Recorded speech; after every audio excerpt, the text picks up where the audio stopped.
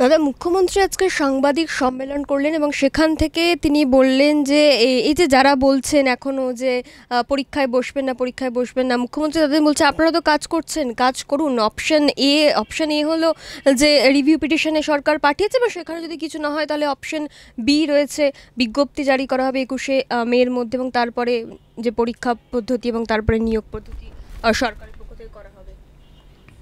দেখুন, আমি তো প্রথমেই বলেছিলাম মুখ্যমন্ত্রী আজীবন যা ন্যারেটিভ তৈরি করেছেন সব মিথ্যে, এবং মানুষের কাছে আবেদন করেছিলাম যে আপনারা মুখ্যমন্ত্রীর ন্যারেটিভে বিশ্বাস করবেন না। উনি বসে মিথ্যা কথা বলেন এবং সেটাই আজকে প্রমাণ হলো।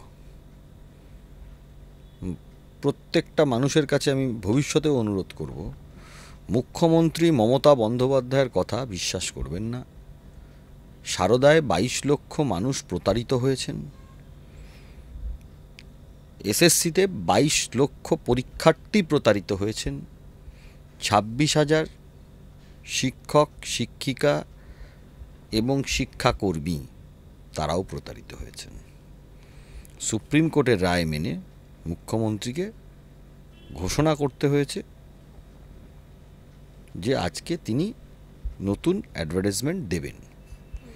এবং এখানেও আমি বলবো রাজ্য সরকারের তরফ থেকে 17 এপ্রিল 2025 যারা যারা পরীক্ষার্থী রয়েছেন, যারা যারা শিক্ষক শিক্ষিকা টার্মিনেটেড আছেন, তারা সবাই জানেন যে রাজ্য সরকারের তরফ থেকে 17 এপ্রিল 2025 সুপ্রিম কোর্টের কাছে আন্ডারটেকিং নেওয়া হয়েছিল যে 31শে মের মধ্যে রাজ্য সরকার স্কুল সার্ভিস কমিশন নতুন পরীক্ষার বিজ্ঞপ্তি করবে এবং সেই পরীক্ষা 31শে ডিসেম্বর 2025-এর মধ্যে শেষ করবে।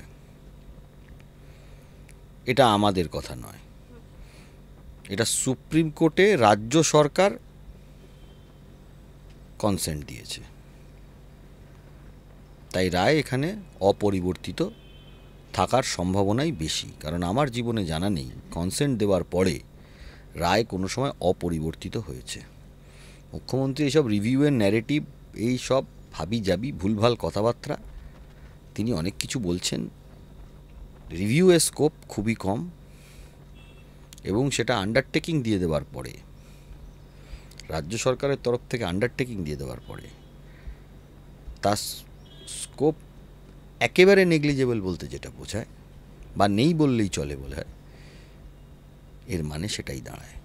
অন্তত আমার জীবনে, আমার প্র্যাকটিস ক্যারিয়ারে আমি কোনোদিন দেখিনি আন্ডারটেকিং দেওয়ার পরে রায় পরিবর্তিত হয়েছে, আমি অন্তত দেখিনি। তাই আবারও আপনাদেরকে বলবো, মুখ্যমন্ত্রী যেসব কথা বলছেন তাতে বিশ্বাস করবেন না। নতুন পরীক্ষার ঘোষণা উনি করেছেন সুপ্রিম কোর্টে রাজ্য সরকারের আন্ডারটেকিং দেওয়ার জন্য। এই আন্ডারটেকিংও রাজ্য সরকার দিয়েছে মুখ্যমন্ত্রীর অনুপ্রেরণায়। নতুন পরীক্ষা হবে যখন ঘোষণা হয়েছে,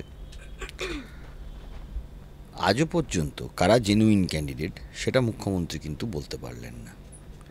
যারা টেন্টেড তারা কিন্তু এই পরীক্ষায় বসতে পারবেন না।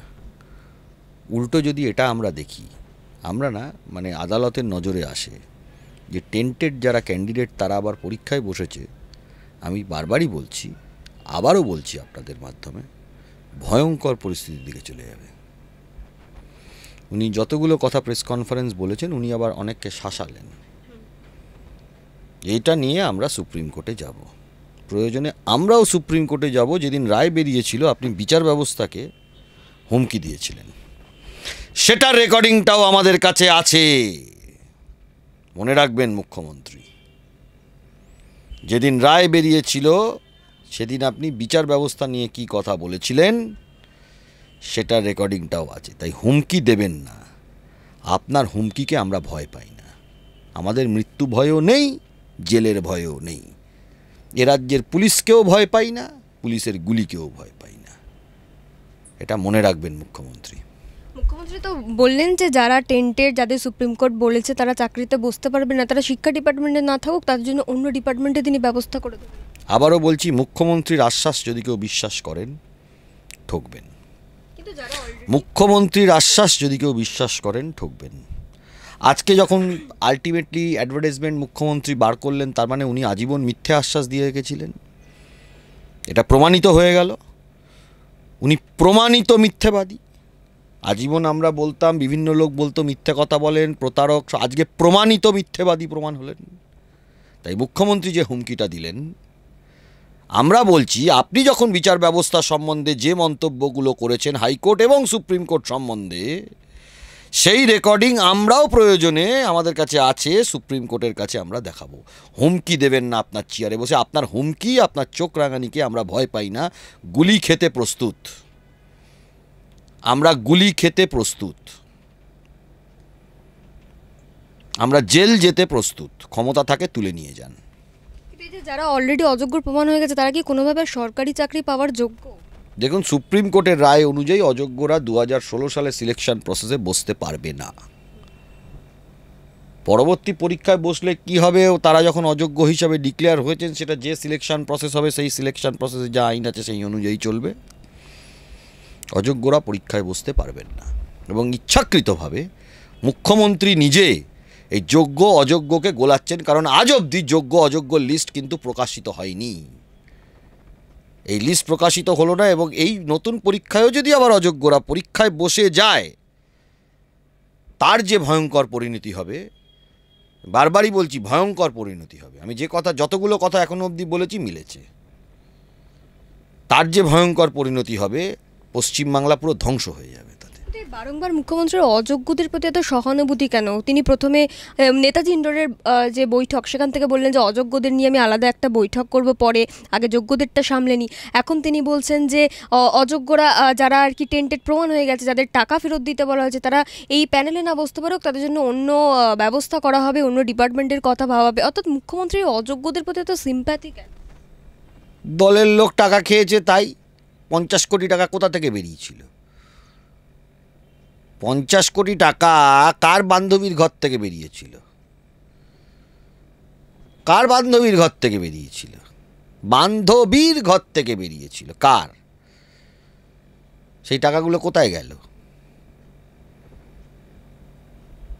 তাই অযোগ্যদের বাঁচাবে নাকি যোগ্যদের বাঁচাতে যাবে মুখ্যমন্ত্রী? দয়া করে পশ্চিমবাংলাকে একবারে জাহান্নামে ঠেলে দেবেন না। ক্ষমতা চলে গেলে আপনাদের সাথে মানুষ কথা বলবে না। ক্ষমতা চলে গেলে আপনার সাথে মানুষ আপনার নাম করবে না।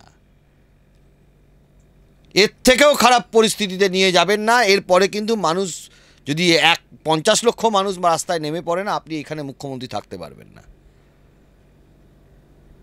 50 লক্ষ মানুষ যদি রাস্তায় নেমে পড়ে, আপনি মুখ্যমন্ত্রী থাকতে পারবেন না, বাংলায় থাকতে পারবেন না। দয়া করে আপনি যা ক্ষতি করে দিয়ে গেছেন বাংলার, এ ক্ষতি পূরণ হবে না। আপনি আবার পদত্যাগ করুন। এত লোভ ভালো না।